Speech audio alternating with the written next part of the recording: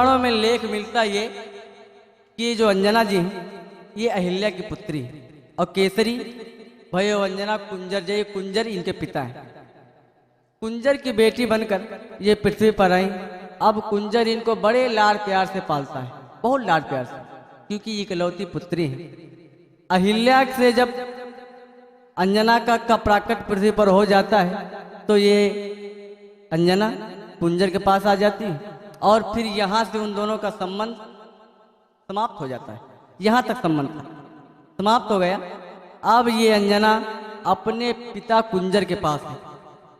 कुंजर इनको बड़े लाड प्यार से पालता है। धीरे धीरे अब कुंजर की पुत्री अंजना विवाह के योग्य होने लगी। विवाह के योग्य होने लगी तब कुंजर ने सोचा कि अब मुझे अपनी पुत्री का विवाह करना चाहिए, लेकिन विवाह ऐसे करे, वर ऐसा मिले कि जो इसकी पुत्री के अनुकूल। और अंजना में सर्वगुण संपन्न है। अंजना धर्मात्मा भी है, भगवान को मानने वाली भी है, पितृ सेवी भी है, समाज सेवी भी है।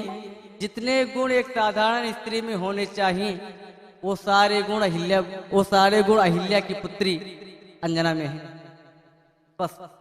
लेकिन अब वर की तलाश में प्रतिदिन कुंजर इस जंगल से उस जंगल, उस जंगल से उस जंगल ढूंढता है। अच्छा एक बात और बताएं कि हित अनहित बस पक्षु जाना, ये सब समझते हैं कि किस काम में, किस संबंध में इनका हित है और किस में अहित है। कुंजर ये भली भांति जानता है कि मैं अपनी पुत्री का विवाह ठीक उसी के साथ करूंगा जो मेरी पुत्री के वर बनने के योग्य हो। मानस में लिखा भी है कि कन्या का विवाह हो तो किस प्रकार हो। गोस्वामी तुलसीदास ने बड़ा सुंदर भाव दिया है क्या कि जो घर बर कुल हो अनूपा, जो घर बर कुल हो अनूपा, करहूं विवाह सुतायन रूपा।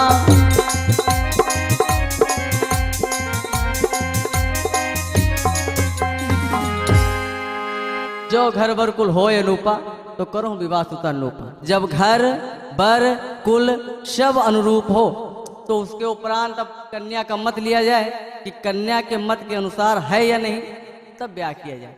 और ठीक इसी प्रकार कुंजर अपनी पुत्री अंजना का ब्याह करने के लिए वो तैयार है। सारा दिन जंगलों में इधर उधर घूमता रहता है कि कहीं कोई वर मिल जाए, कहीं कोई वर मिल जाए, लेकिन मिलेगा।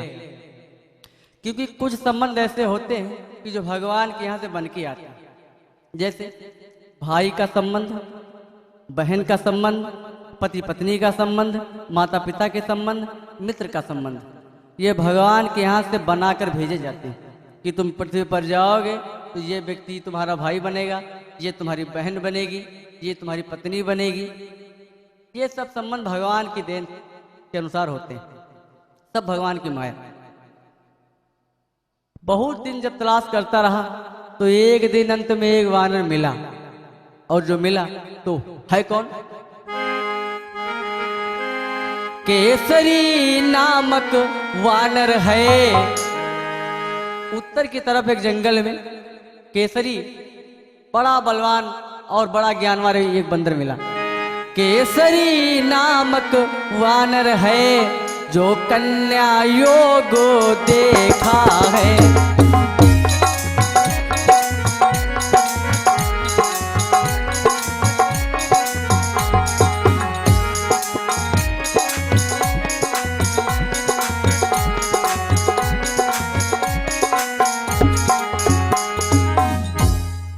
समय बीता, बहुत तलाश करने पर एक केसरी नाम का बड़ा बलवान वानर मिला कि जो इनकी अंजना के पति बनने के योग्य। और जब इतने बलवान वानर को पाया तो विलंब न करते हुए तुरंत कुंजर ने अपनी पुत्री अंजना का विवाह केसरी के साथ कर दिया। अब अंजना केसरी के पास आ गई। समय बीता, केसरी के पास आई और विवाह का लंबा समय बीत गया, लेकिन भगवान की इच्छा से अभी तक उनके कोई संतान प्राप्ति नहीं हुई, कोई संतान नहीं हुई। अच्छा, अमूमन ऐसा होता है कि विवाह का अगर लंबा समय बीत जाए और संतान ना हो तो लोग संतान के लिए परेशान होते हैं। जो जो जो जो जिस उपाय को बताता है वो सब वो उपाय करने के लिए तैयार होते हैं, लेकिन किसी प्रकार से एक संतान मिले, पुत्र हो या पुत्री, हर व्यक्ति को अपने संतान की चिंता रहती है। जब लंबा समय बीता अंजना के ब्याह का, तो केसरी को चिंता होने लगी कि एक भी संतान नहीं, एक भी संतान नहीं, और अगर संतान नहीं हुई तो मुझे वंश नष्ट करने का श्राप लगेगा और मुझे नरक जाना पड़ेगा। अब क्या करें? तो इधर उधर जो भी संत महात्मा मिलते हैं, केसरी उनसे पूछते कि महात्मन, पुत्र प्राप्ति का कोई साधन बताओ, पुत्र प्राप्ति का कोई उपाय बताओ। और एक बार एक महात्मा मिले, तो उन महात्मा ने केसरी से बतलाया कि अगर संतान प्राप्ति चाहते हो तो संतान देने वाला देवता अगर इस पृथ्वी पर कोई है तो सिर्फ एक, वो है भगवान शंकर। भगवान शंकर का व्रत करो, उपवास करो संतान प्राप्ति के निमित्त। तो ये बिल्कुल यथार्थ सत्य है कि भगवान शंकर आपको देंगे ही देंगे, बिल्कुल देंगे। बस केसरी शाम को घर आए, अपनी पत्नी अंजना से कहा कि हे प्रिय, मुझे महात्मन ने बताया है कि भगवान शंकर का व्रत और उपवास करने से संतान सुख मिल सकता है। और ठीक 2-3 दिन के बाद सावन लगने वाला था। अंजना ने कहा स्वामी, अगर ऐसा है तो 2-3 दिन बाद सावन लग जाएगा, और फिर मैं पूरे सावन, 1-2 नहीं, न 1 सोमवार न 2 सोमवार, पूरे सावन भगवान शंकर का व्रत करूंगी, उपवास करूंगी और उनके पंचाक्षरी मंत्र का जाप करूंगी पूरे सावन। धन्य है अंजना। बस जैसे सावन लगा, और जिस दिन से सावन लगा उसी दिन से अंजना सुबह स्नान करती है, और स्नान करने के बाद जंगल निकल जाती बहुत दूर, और उस जंगल में बैठकर एक स्थान पर और भगवान के पंचाक्षरी मंत्र ओम नमः शिवाय का जाप करती, और सिर्फ आंतरिक इच्छा एक ये कि एक संतान हो, सिर्फ एक संतान। कि कम से कम एक पुत्र ही हो, कम से कम एक पुत्र ही हो, जिससे कि नाम चले अपना।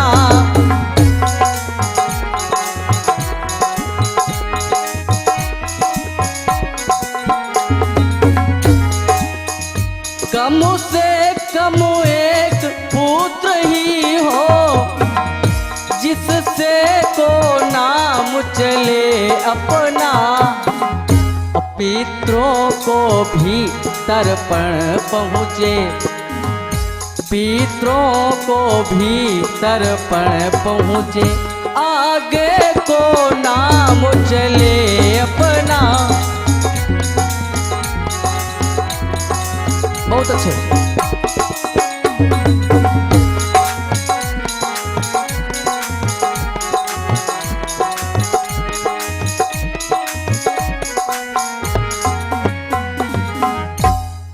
बस सिर्फ एक इच्छा कि प्रभु एक संतान हो, ज्यादा ना हो तो एक ही हो, कि आगे को नाम चले और मेरे जो खानदानी लोग हैं जो दुनिया में नहीं है उनको भी आत्म शांति रहे कि कोई ना कोई है वंश बढ़ाने के लिए। सारा दिन जंगल में बैठकर भगवान के पंचाक्षरी मंत्र का जाप करती है, और जब अंजना घर से बाहर निकल आती है तो केसरी अकेले पड़ जाते हैं। फिर वो जंगल में इधर उधर घूमने लगते हैं, कभी इधर निकल गए कभी उधर निकल गए, घर में कोई है नहीं, जंगल में घूमते रहते हैं। शाम को वापस आते हैं। एक दिन की बात, केसरी घूमते घूमते दक्षिण की तरफ जा रहे थे कि अचानक केसरी ने देखा कि कश्यप नाम के महात्मा बैठे तपस्या करते हैं, और उनके पीछे बड़ा भारी भरकम शरीर वाला हाथी बहुत तेजी के साथ आता है। महात्मा सामने बैठे हैं और हाथी पीछे से दौड़ता हुआ आ रहा है। उस हाथी की गति को देखकर केसरी को समझते देर न लगी कि हो न हो जरूर ये हाथी महात्मा को चोटिल करने जा रहा है। अभी ऐसा न हो कि ये जाए और महात्मा को मारने लगे या मार डाले। बड़ी तीव्र गति से आता है। जब इतनी तीव्र गति से हाथी को आते देखा तो केसरी भी दौड़े कि लाओ मैं दौड़ूं, और जब इधर से केसरी दौड़े उधर से वो हाथी दौड़ा, लेकिन केसरी को जाने में थोड़ा सा विलंब हो गया। हाथी दौड़ता हुआ गया और सूर्य में महात्मा को लपेटा और आकाश की तरफ ऊपर किया।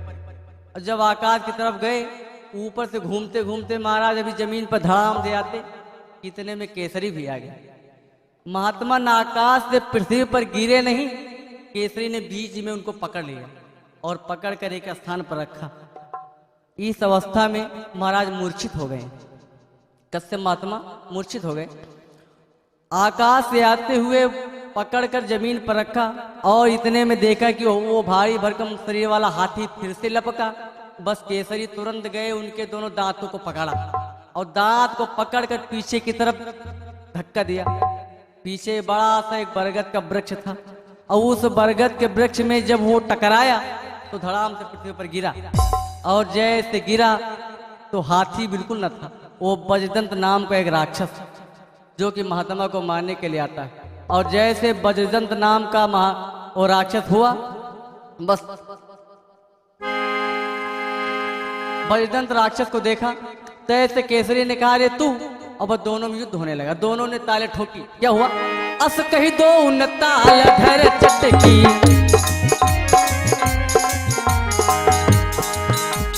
अस कही दो न ताल धर चटकी, मची धमाधम पटका पटकी।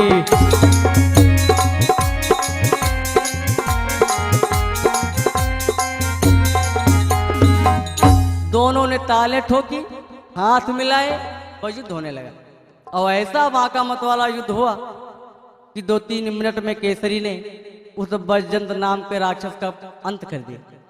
अब जब बजदंत का अंत हुआ, केसरी ने महात्मा कश्यप को उठाया और लेकर गए उनकी कुटिया में रखा। उनकी सेवा करने लगे। महात्मन का सर केसरी की गोद में और केसरी उनके सर को सहला रहे हैं। धीरे धीरे एक दिन बीता, महात्मन को होश न आया। दूसरा दिन बीता, महात्मन को होश नहीं आया। तीसरा दिन भी बीतने वाला था, होश न आया। लेकिन तीसरे दिन दोपहर के समय कश्यप महात्मा कुछ उठे, कुछ चेतन्य अवस्था में आए। और जैसे चेतन अवस्था में आए तो देखा क्या कि उनका सर केसरी नाम के बलवान बानर की गोदी में है और वो जमीन पर लेटे हैं। बस मुनि मूर्छा जागी दिन तीजे,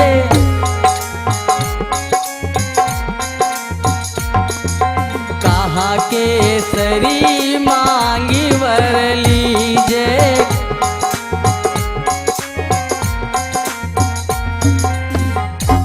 तीसरे दिन जब कश्यप महात्मा उठे, मूर्छित अवस्था से जागे, उठकर बैठे और बोले, बेटा केसरी, तुमने मेरी इतने दिन तक इतनी सेवा की।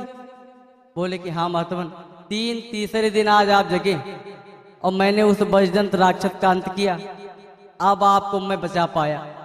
3 दिन हो गए प्रभु, अब आप मूर्छित अवस्था से सचेत अवस्था में आए।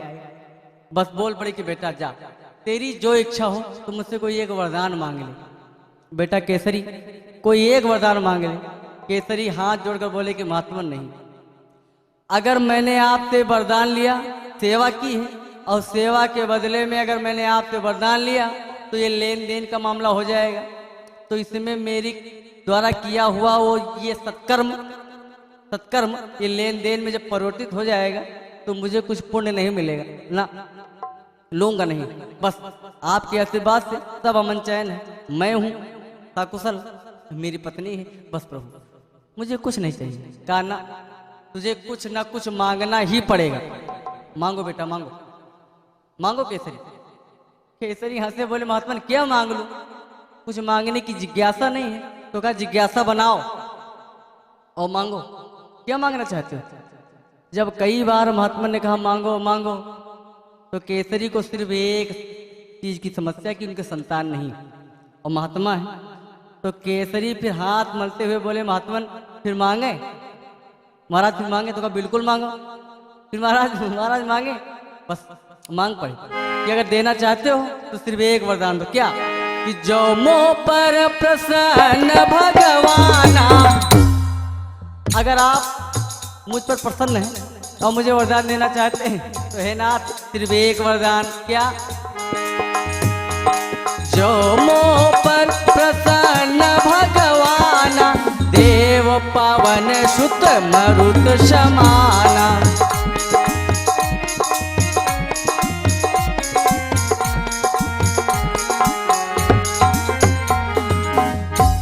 हे प्रभु, अगर आप वरदान देना ही चाहते हो तो मुझे पवन के समान चलने वाला वेग में बलवान एक पुत्र का आशीर्वाद दो कि मुझे पवन वेग से चलने वाला एक पुत्र प्राप्त हो।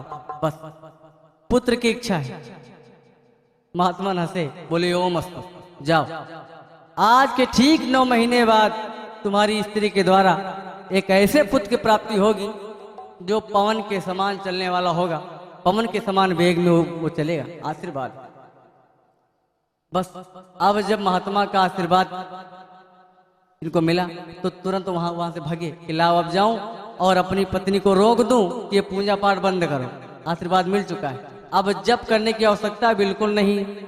अब इधर से केसरी अपनी पत्नी को जंगल में रोकने के लिए जाते हैं, बुलाने के लिए जाते हैं, और उधर केसरी उधर अंजना तपस्या करती है। और एक बात कि जिस समय पुत्र से परेशान है इधर अंजना केसरी, और उधर एक राजा और है, राजा नहीं चक्रवर्ती सम्राट, कि पुत्र से चक्रवर्ती सम्राट भी परेशान है, उनके भी कोई संतान नहीं। वो कौन है सुने। सरयू तट पर है बसा नगरी अयोध्या धाम, है रघुकुल मणि नपो यहाँ, है दशरथ शुभ नाम, है रघुकुल मणि नपो यहाँ, है दशरथ शुभ नाम।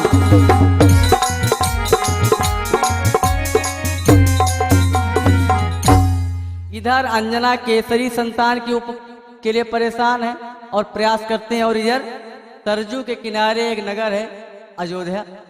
अयोध्या के चक्रवर्ती सम्राट महाराज दशरथ और 60,000 साल के राजा की उम्र हो गई 60,000 साल, लेकिन राजा को भी कोई संतान नहीं। इधर संतान के लिए परेशान महाराज चक्रवर्ती सम्राट और उधर अंजना केसरी। हुआ क्या, दशरथ जी अपने गुरुदेव के पास गए, गुरु वशिष्ठ के पास। निज दुख सुख सब गुरे सुनायो, और कही वशिष्ठ बहुविधि समझायो। गुरुदेव वशिष्ठ के पास गए और अपनी हृदय की सारी वेदना अपने गुरुदेव के समक्ष रखी कि गुरुदेव कोई संतान नहीं, एक संतान हो जाए जिससे आगे सिंहासन पर बैठने वाला एक पुत्र मिल जाए बस। और वैसा ही हुआ, वहां पर पुत्रेष्टिक यज्ञ हुआ कि श्रृंगी ऋषि वशिष्ठ बोलावा, श्रृंगी ऋषि वशिष्ठ बोलावा, और पुत्र काम शुभ जग करावा, पुत्र काम शुभ जग करावा।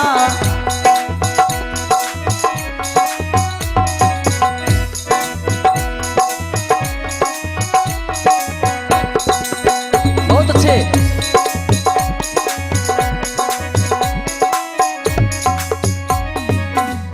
उधर श्रृंगी ऋषि वशिष्ठ जी के द्वारा बुलवाने पर आए और अयोध्या से दूर बख्तर के मैदान में पुत्रेष्टिक यज्ञ आरंभ हो। भगवान की इच्छा जैसे पूर्णाहुति हुई, अरे भगत सहित मुनियाहुति दीन्ही। बड़े श्रद्धा विश्वास के साथ गुरुदेव के मंत्र उच्चारण के बाद दशरथ जी ने आहुति डाली। भगत सहित मुनियाहुति दीन्ही, प्रगटे अग्नि चरु कर लीन्ही, प्रगटे अग्नि चरु कर लीन्ही।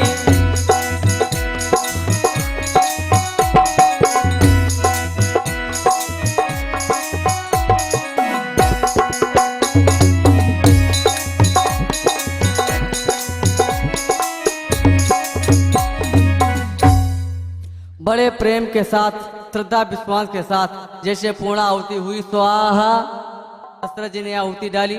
साक्षात अग्निदेव आए, सोने के पात्र में खीर का प्रसाद, हव्य का प्रसाद लेकर साक्षात अग्निदेव निकले। वो हव्य का प्रसाद गुरु वशिष्ठ को दिया गया। गुरु वशिष्ठ जी ने वो प्रसाद महाराज चक्रवर्ती सम्राट को दिया और उन्हें आदेश दिया कि हे महाराज,